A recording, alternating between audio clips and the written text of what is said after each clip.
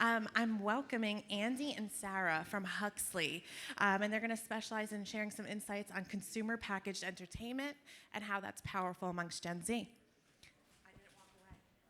Thank you. Thank you so much. So I am Sarah. I'm Andy. Hello. And we are talking about consumer packaged entertainment.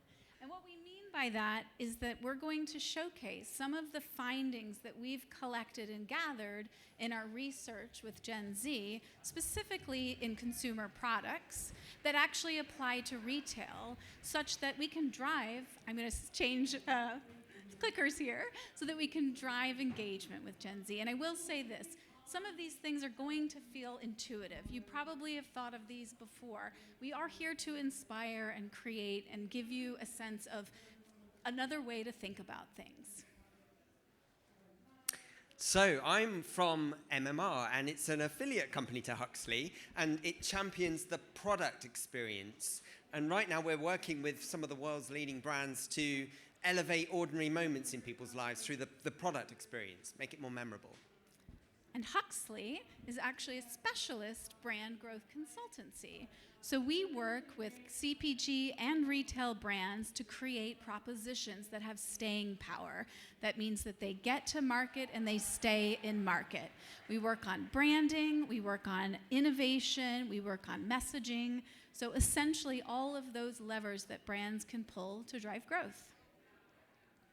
And our philosophy is that winning brands have fluency, brand fluency. And what we mean by that is there's multiple dimensions to an experience, a proposition. From a cultural point of view, semiotic, emotional, functional, and experiential. All of these multi-dimensions of a proposition, when developed together, are actually make a proposition cohesive, connected, and compelling. So when we think about what Gen Z leans into, we're really thinking about in those three dimensions. So from a cultural perspective, from a semiotics perspective, and from an experiential perspective. We're going to showcase some of these learnings, showcase how they apply to retail, and hopefully give you some inspiration to think about engagement. So Andy, tell me, how did we do it? Well, it's all evidence-based, Sarah. So whether it's the experts working with brands, it is stakeholder interviews, it's revelations from sending out unboxing experiences to Gen Z all over the USA and discovering what products they lean into and why, and actually the ones that they kind of overlook. On top of that, there is over 700 chatbot conversations. So we've had chatbots talk to Gen Z and really try and understand their hot buttons. And finally, there's a culture wars study, isn't there, that puts Gen Z in perspective of the wider population. So if the culture wars and Gen Z's position is of interest, come and talk to us about that study. Thanks. Now you have something fun that you learned. Yes, I love this phrase. The last best experience that anyone has anywhere with your product, your service, becomes the minimum expectation of an experience that everyone has everywhere. You don't just compete within your category, you compete in the experience economy now. And today, brands have absolutely got to create an expectation of an experience, haven't they? But then they've absolutely got to deliver on it. And when we think about it, Gen Z, they've grown up, as it's been said before, pure digital natives. They have led highly stimulated lives, and the science now proves that that is what they expect in real life, yeah? So they want that high stimulation in real life as well. Thanks, Andy. Well, let's get started. So thinking about culture, right? We are thinking about how a brand can participate in culture. And of course, really, if we think about the fact that, the brands show up, right? We think about brands that show up, but we actually need to understand the value that consumers place, the value that consumers have. It's not just enough to show up, it's really to understand what consumer values are, things that they care about, and things that they are subversive on, right? So truly, the Culture is the why behind why consumers say and feel and do the things that they do. So here, Andy, tell me more about that. Well, there's lots of evidence, isn't there, that Gen Z crave connection and community. And this cohort from our study derives value from products that feel part of a social phenomena. And Prime was, of course, a prime example, but the Feastables Mr. Beast bar, even more so. One of our participants says products like this connects them to a recognizable face and gets me right where I care. I think that's a great articulation of why influencer marketing is so powerful. It gets them where they care. And of course, we all know that Mr. Beast is that 25-year-old YouTube sensation. And since 2012, he has built his following, hasn't he? Sort of authentically, organically. And he's literally influenced the people who have grown up with him. So he's very influential now. And the Mr. Beast bar is essentially a tangible point of connection, isn't it, with this hero of YouTube? Absolutely. He's so influential that when he created a product proposition, he did it in the Mr. Beast way. Isn't that right? And this is a small element of consumer packaged entertainment, because you flip the bar over and you've got a QR code, and fans like Jake can therefore access content. So in this respect, the consumption moment is only just the start of it. The brand experience goes on beyond the point of consumption. Absolutely. So again, how do we translate this into retail? Well, certainly we know that we have to engage in certain moments, but we have to know our brand first, as others have said, and we have to think about the community, the audience, what we are talking about, and we have to find what's relevant. Again, that's not new news, right? But then again, thinking about what's that authenticity have to look like, and thinking about what that exclusive nature can be in store, right? I'm trying to create a connection with culture that's relevant, but I'm understanding where my consumers are coming from. And believe it or not, I don't know if you know who's doing this really well, but McDonald's has started to do this brilliantly.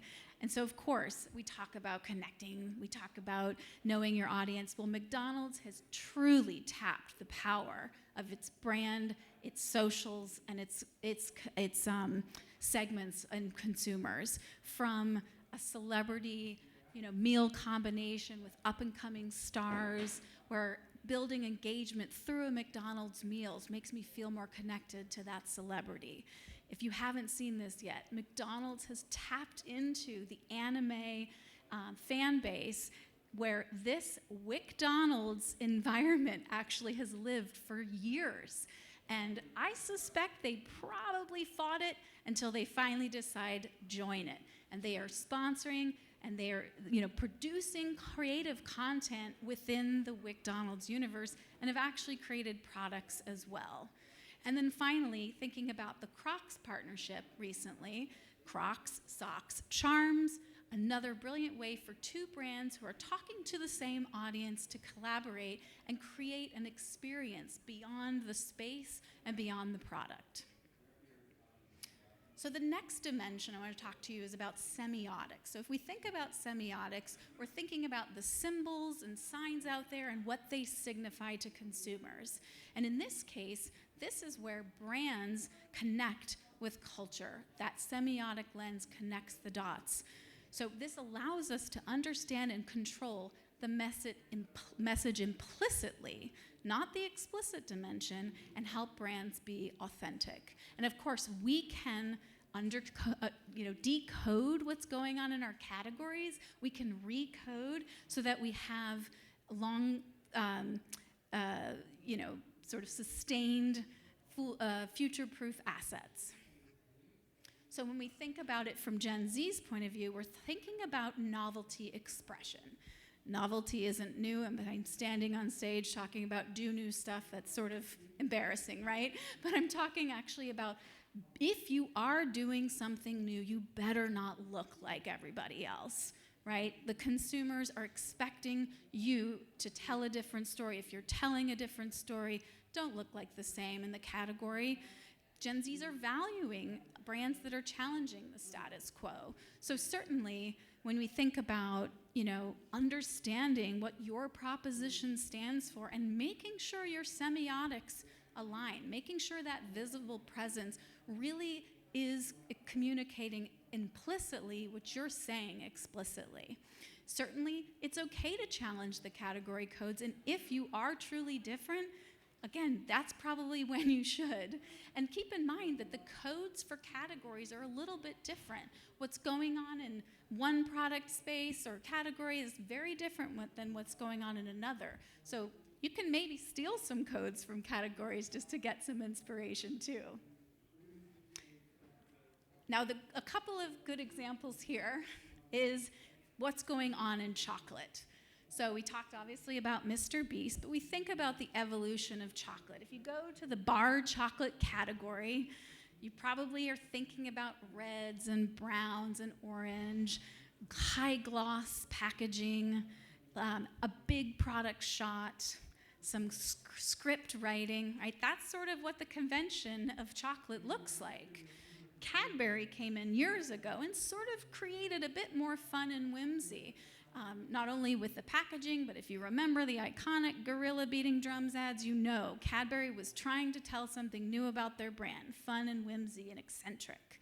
Well, brands have continued to tell that story, and certainly the semiotics have gone very far in a new direction. We don't see product shots right now from these brands. We're not seeing that same high gloss. We're actually moving away from those color conventions because these brands are truly about something different. However, we can also see a brand like Hue who says, you know what, we really are different, and we're going to take a completely different lens. I'm going to go with matte, undyed packaging and black and white label, very simple font, and simple basic facts. What does this tell a Gen Z? What does this tell anybody?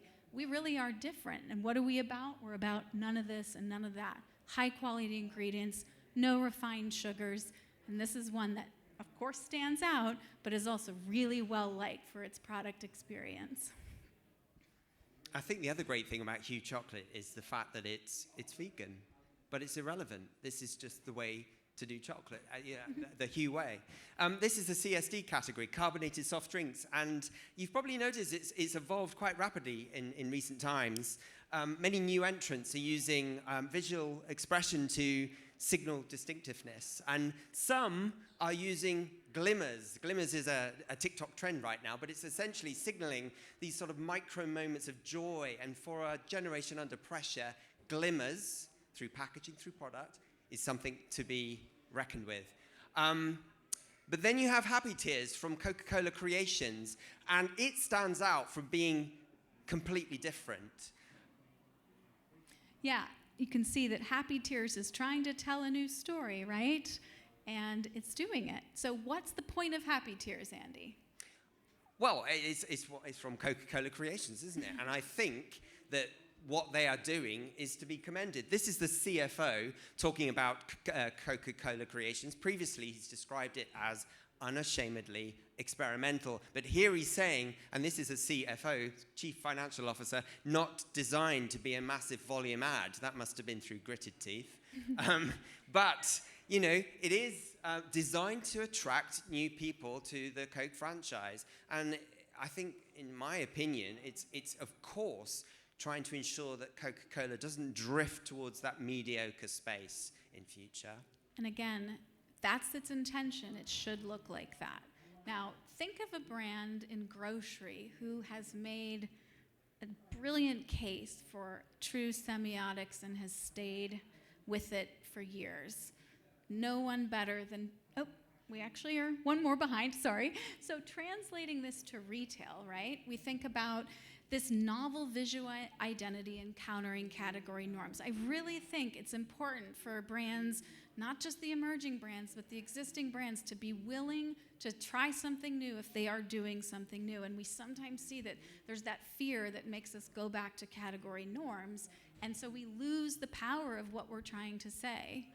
Certainly, we need to create semiotically symmetric messaging throughout the whole ecosystem. If I'm going with that on pack, if I'm going with that in my proposition, I really need to make sure that story is being told across all of my media. And of course, it may look different in terms of what it's saying, but I really need to remember that those codes and signals are doing a lot of that work for me. And then, of course, that cohesive retail and virtual environment. Again, not new news, but when we think about how this can be activated, let's remember that keeping that cohesive nature, both from a proposition and the story it's telling visually, is one of those keys. And so I'll get to now the retail brand that we love, that we think embodies this so well, and certainly we think of Trader Joe's. So, of course, you think Trader Joe's been around since the 60s, not a new brand like McDonald's, but they look and feel and look the same as they always have, right? It's fun, it's whimsical, it's true entertainment. And so if you think about anything that comes from Trader Joe's is going to have that identity, right? It's going to have the whimsical writing, not only the products, the stores, but the products themselves. Fun names, fun packaging, great products. And this is truly one of those brands that Gen Z has adopted as well. So it's been able to get engagement with the current segment here because it's telling a fun story, it's consistent, and it's quite differentiated. Sorry, the slides aren't matching up in the back, guys. So now let's talk about the experiential. Thank you. So truly, when we think about the experiential dimension, we're talking about the experience, the product experience, right? The moment of truth. When I have heard and seen everything that you want to tell me about your brand, and I'm going to experience it, it better match my expectations.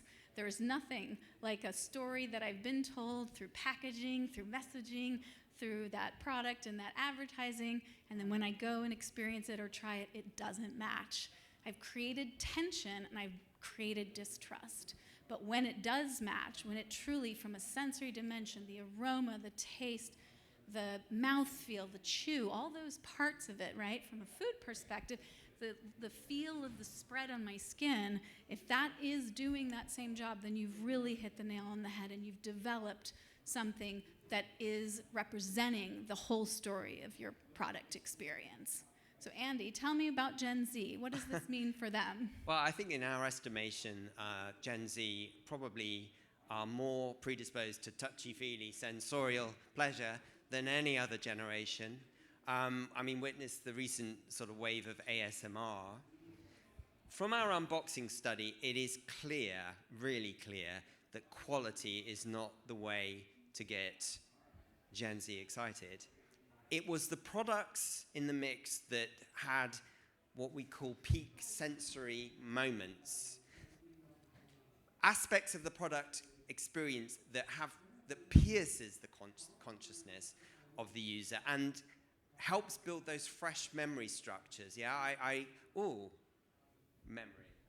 And it is this sort of thing that I think, in a world where media continues to fracture, the low attention economy, there has got to be more ways in which your product or service experience can include these peak moments.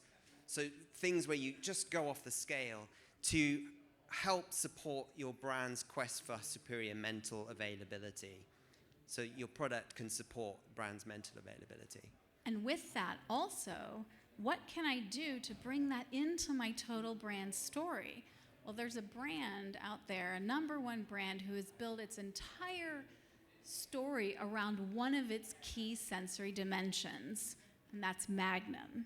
If you think about Magnum starting, that thick layer of chocolate that was to connote quality, luxury, indulgence, so much so that it actually sounds with a crack.